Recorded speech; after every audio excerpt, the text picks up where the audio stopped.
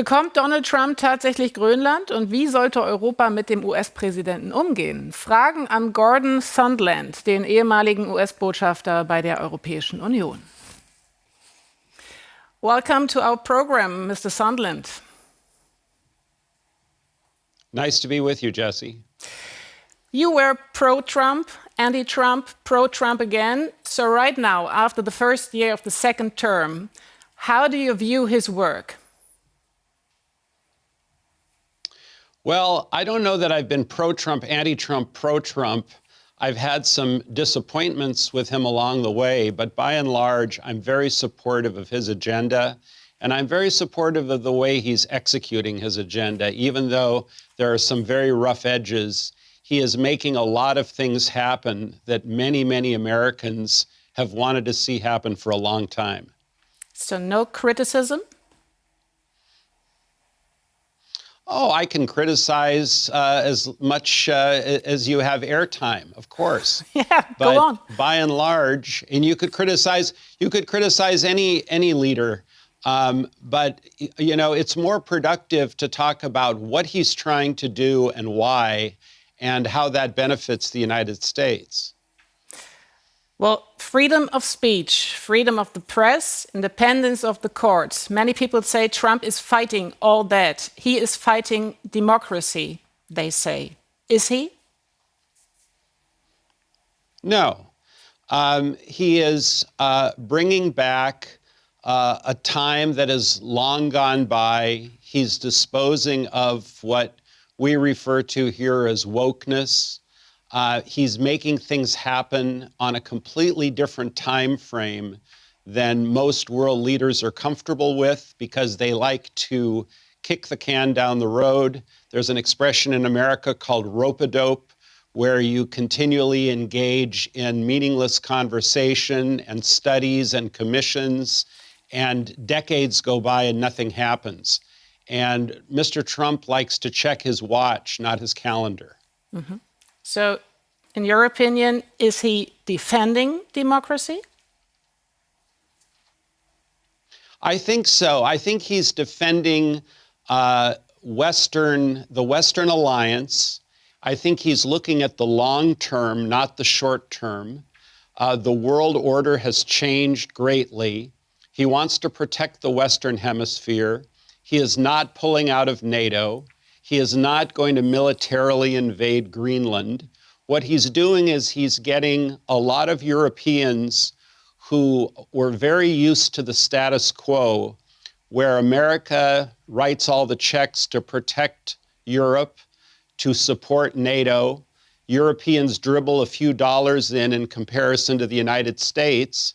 Yet when the United States wants something in return from Europe, balanced trade, less regulation on American products, Europe says, not really. Mm-hmm. And Trump is saying, look, there has to be a fair exchange here. And Europe says, okay, we'll talk about that. Trump said, no, we're not going to talk about it. We've been talking about it for 40 years. We're going to do something about it. And if we can't do something about it, then there's going to have to be some economic leverage until you're ready to sit down and discuss it. Okay, talking about all of this, talking about Greenland, you say he will not invade Greenland. Will Trump take Greenland in another way? No. I think what Trump is doing vis-a-vis Greenland is he is trying to foreclose the possibility that there can be any Russian or Chinese activity on Greenland of any kind, even what would be viewed as the most benign activity. He wants to keep Greenland solidly anchored in the Western Hemisphere with democracies. He believes personally that the US can do a better job of that than Denmark. But I think at the end of the day, you're going to see coming out of Davos some kind of an agreement. And if it's not reached at Davos, it'll be reached shortly thereafter, pardon me, where Greenland is going to be set up in a way that China and Russia can't even build a weather vane on Greenland. So, but we hear, he even says in the end, he would buy Greenland to own it. to call it. He would buy Greenland, Yeah, but I don't well, think the Danes want to sell it, and neither do the Greenlanders. So what will happen?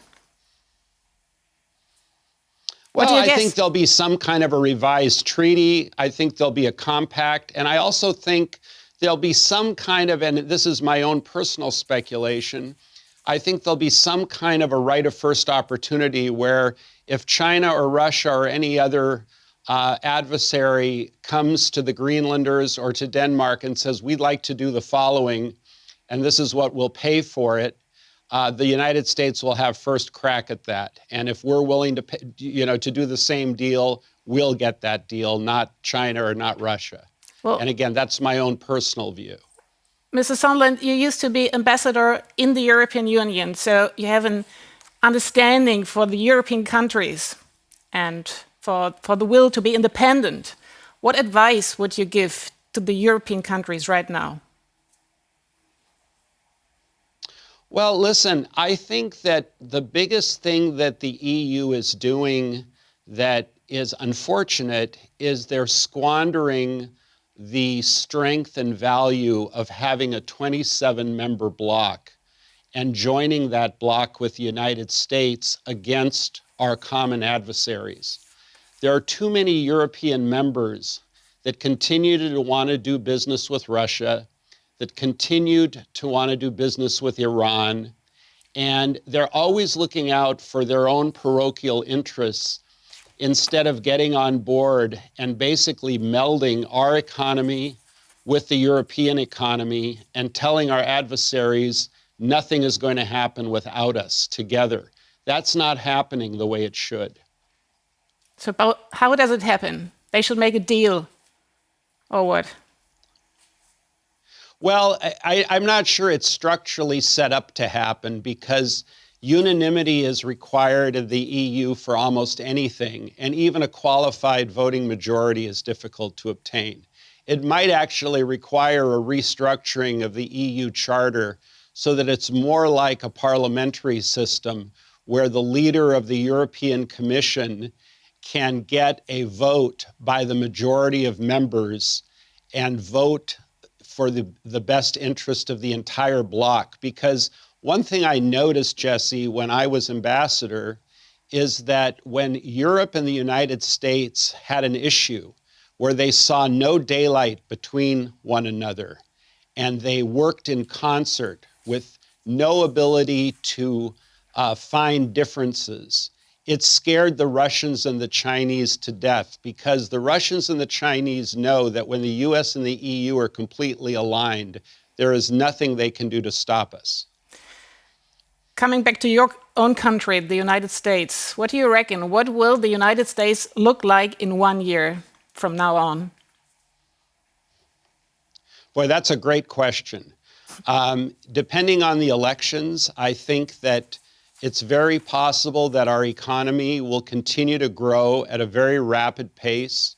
I think AI is going to displace a lot of people that are going to need to be retrained. I think that China and Russia are going to realize that the United States is not going to sit back passively and allow them to continue to encroach on territories, on our economy, et cetera, et cetera. I'm actually quite optimistic for the future. Gordon Sondland, thank you very much for your time. Thank you, Jesse. Du hast das Video bis zu Ende geschaut? Dann kannst du auch ein Abo dalassen.